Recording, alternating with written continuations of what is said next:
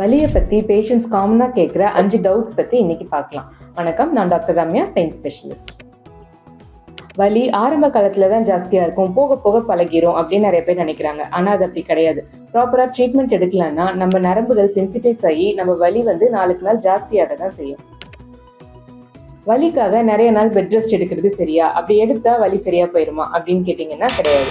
Doctor recommendation படி limited period bed rest okay. ஆனா சீக்கிரமாவே நீங்க கிரேடடா பிசியோதெரப்பி அதெல்லாம் எடுத்துக்கணும். இல்லைன்னா மசில்ஸ் ஜாயின்ஸ் எல்லாம் ஸ்டிஃப்னஸ் ஆகி அதுவே வலிக்கான காரணமா மாற சான்ஸ் இருக்கு.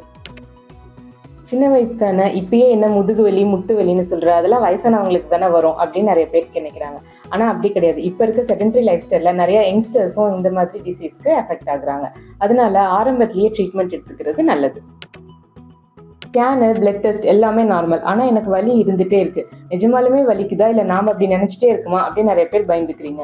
ஒரு சில டிசீசஸ் பாத்தீங்கன்னா ஃபைப்ரோமயால்ஜியா, நரம்பு பிரச்சனையில இந்த மாதிரி இருக்க சான்ஸ் இருக்கு. ஸோ ப்ராப்பரா எவாலுவேட் பண்ணி ட்ரீட் பண்ணீங்கன்னா சரியாகும்.